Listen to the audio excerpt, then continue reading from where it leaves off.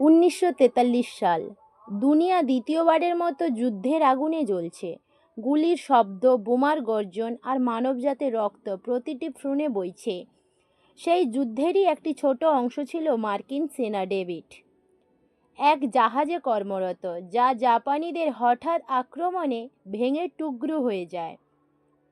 লড়তে লড়তে কোনোভাবে ডেভিড একটি ছোট্ট নৌকায় সমুদ্রে ভেসে বেড়াতে থাকে। না খাবার, না কোনো পানি, শুধু একটি আশা, কোথাও না কোথাও হয়তো তীর আছে। দিন কেটে যায়, রোদের তাপে তার গায়ের চামড়া পুড়ে যায়, আর রাতের ঠান্ডায় শরীর অবশ হয়ে আসে। ঠোঁট শুকিয়ে গেছে, কিন্তু চোখে এখনও জীবনের আলো জ্বলছে। ঠিক তখনই এক সকালে কুয়াশায় ফাঁক দিয়ে সে দেখতে পায় জমির আভাস। যেন ঈশ্বর ক্লান্ত চোখে দয়া দেখিয়েছেন। নৌকাটি সেই দিকে ঘোরায়। ধীরে ধীরে কাছে আসতেই দেখা দিল এক নির্জন দ্বীপ, চারপাশে শুধু জঙ্গল, নীরবতা আর ভয়। তীরে নামতে নামতে তার পা কাঁপছিল। এটা কি বন্ধুদের জমি, নাকি শত্রুর ফাঁদ? পা টিপে টিপে এগোতে থাকে। হঠাৎই চোখে পড়ল একটি কুঁড়ে ঘর, পুরনো ভাঙাচোরা, কিন্তু বোঝা যাচ্ছিল সম্প্রতি কেউ এখানে ছিল। একটি থালা, আধ ভেজা কাঠ, আর কুঁড়ে ঘর থেকে উঠছে ধোঁয়া। দ্বীপটি নির্জন হলেও পুরোপুরি ফাঁকা নয়। ডেভিডের মনে একসঙ্গে দুটো অনুভূতি জাগল, স্বস্তি আর ভয়। এখানে কেউ আছে? থাকলে কে? কুঁড়ে ঘরের দরজায় একটি ছায়া ফুটে উঠল। ডেভিড তাড়াতাড়ি লুকিয়ে পড়ল, শ্বাস রুদ্ধ হয়ে গেল।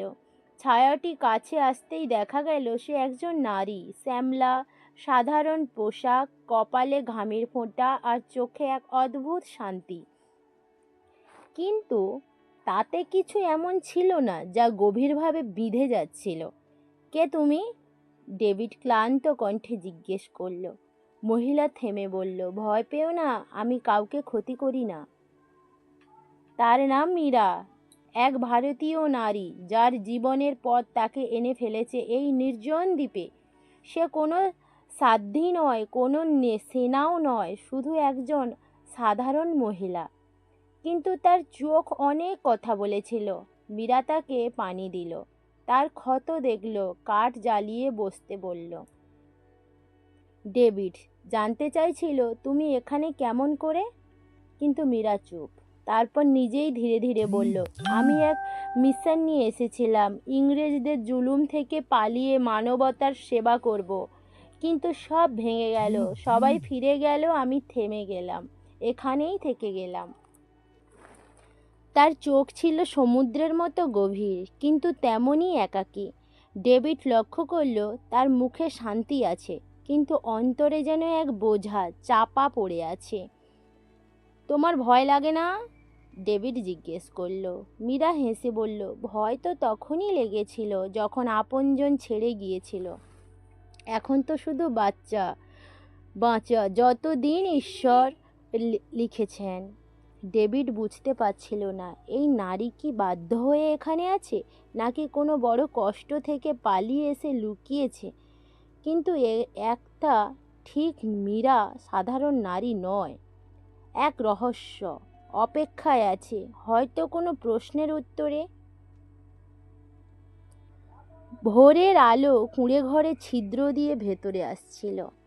ডেভিডের চোখ খুলল, শরীর ভেঙে আসছিল, কিন্তু মনে অদ্ভুত শান্তি। মীরা পাশে বসে কিছু পাতা আর গাছের ঔষধ নিয়ে তার ক্ষতে প্রলেপ লাগাচ্ছিল। তার আঙুল কাঁপছিল, কিন্তু স্পর্শে ছিল এক নরম মায়া, যেন বহু বছর পরে কারো স্পর্শ পেল। এটাই প্রথম নয় যে আমি কাউকে সামলাচ্ছি, মীরা আস্তে করে বলল। ডেভিড চুপ করে রইল। এবার তারা একসাথে দ্বীপে খাবার খুঁজতে শুরু করলো। মীরা দেখালো কোনো গাছে মিষ্টি নারকেল হয়, কিভাবে মাছ ধরা যায়, আর বৃষ্টির পানি কিভাবে জমাতে হয়। ডেভিড অবাক, এ নারী কত সাহসী, কত দক্ষ। এক দুপুরে তারা সমুদ্রের তীরে নারকেল ভাঙছিল। ডেভিডের আঙুলে আঘাত লাগলো, ব্যথা, কুঁকড়ে গেল সে। আর মীরার মুখে ফুটল প্রথম হাসি, দ্বীপে প্রথম মীরার হাসি, আর ডেভিডের প্রথম হাসি। তুমি হাসলে খুব সুন্দর লাগে, ডেভিড বলতেই মীরা চুপ। যেন হাসতে অপরাধ বোধ হয়। বলল, অনেক বছর হয়ে গেছে এই শব্দ আমার কাছেও অচেনা লাগে। সেই সন্ধ্যায় তারা একসাথে প্রথমবার পেট ভরে খায়। সামান্য ভাজা কচ্ছপ, কিছু পাতা আর মিষ্টি পানি। স্বাদ কী ছিল মনে নাই, কিন্তু একসাথে খাওয়ার অনুভূতি ছিল অমূল্য। ডেভিড আকাশের দিকে তাকালো। সেখানে তারা ঝিকিমিকি করছিল। মনে মনে বলল, এ দ্বীপ আর কবরের মতো লাগে না। হয়তো আশা হতে পারে। আর মীরাও প্রথমবার নিজেকে একা ভাবল না। রাত গভীর হচ্ছিল। আগুনের আলো তাদের মুখে নাচছিল, যেন অতিথির ছায়া পুরনো ক্ষত চুলকাচ্ছে। ডেভিড আস্তে আস্তে জিজ্ঞেস করল, মীরা, তুমি সবসময় একা? অনেকক্ষণ চুপ থেকে মীরা মাথা নিচু করে বলল, না, আমি বিবাহিতা ছিলাম। আমার স্বামী বিরাজ আর্মিতে ছিল, একজন সত্যিকারের দেশপ্রেমিক। তাকে স্বাধীনতায় লড়াইয়ে পাঠানো হয়েছিল, কিন্তু সে আর ফেরেনি। তারপর খবর আসে দেশদ্রোহীরা ইংরেজদের টাকা নিয়ে তাকে হত্যা করেছে। আমি অপেক্ষা করছি, অনেক করেছি, কিন্তু সব ভেঙে গেলে বুঝলাম দুনিয়ায় আমার আর কেউ নাই। ডেভিডের চোখ ভিজে এলো। মীরা বলল, মা বাবা নাই? আত্মীয়রা তিরস্কার করলো? একজন বিধবা নারীর বাঁচার অধিকার নাই। আমি চুড়ি খুলে ফেললাম, সিঁদুর মুছে দিলাম, কিছুই রেখে গেলাম না। মিশন নিয়ে সমুদ্র পাড়ি দিলাম, কিন্তু সেখানেও বিশ্বাসঘাতকরা সবাই চলে গেল। আমি থেমে গেলাম, এখানেই থেকে গেলাম। ডেভিড তার হাত ধরে বলল, তোমার অতীত ভারী, কিন্তু তুমি এখনো বেঁচে আছো। হৃদয় এখনো ধুকপুক করছে। তুমি আবার বাঁচো, কাউকে জন্যে, নিজের জন্যে বাঁচো, কারোর জন্যে নয়। মীরার চোখে এবার শুধু জল নয়, একটু আশাও ফুটে উঠল।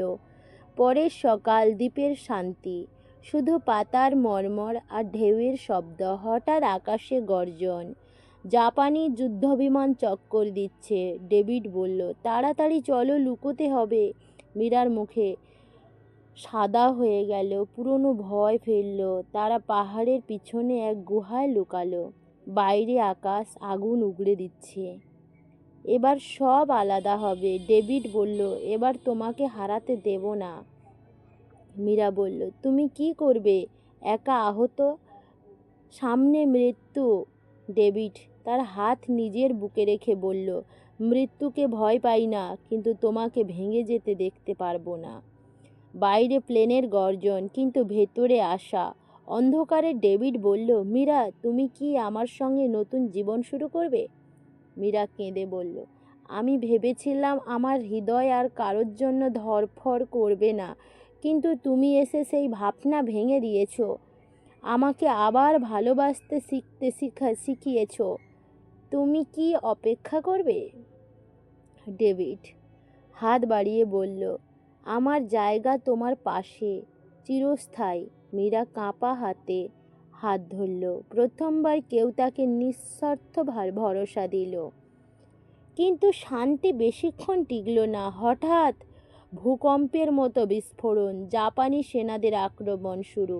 ডেভিড বলল, আমি ফিরব, এবং গুহা ছেড়ে বেরিয়ে গেল। কিছু মার্কিন সেনাকে সঙ্গে নিয়ে লড়াইয়ে নেমে পড়ল। অবশেষে মার্কিন বাহিনী এসে পড়ল। বোমার গর্জন, ধোঁয়া, গুলির শব্দে দ্বীপ কেঁপে উঠল।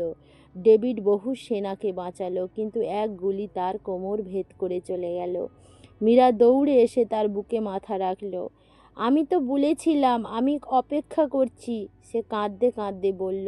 ডেভিডের ঠোঁটে হাসি। আর আমি বলেছিলাম আমি কোথাও যাচ্ছি না। দ্বীপ দখল হলো। আহত ডেভিডকে স্ট্রেচারে তোলা হলো। মীরা হাত ধরে রইল যতক্ষণ না তাকে হাসপাতালের নৌকায় তোলা হলো। যাওয়ার আগে ডেভিড বলল, যদি ভাগ্যে মেলে আবার দেখা হবে, এবার চিরদিনের জন্যে। মীরা চোখ মুছে বলল, আর যদি না মেলে, আমি প্রতিদিন সূর্যের প্রথম কিরণে তোমাকে খুঁজব।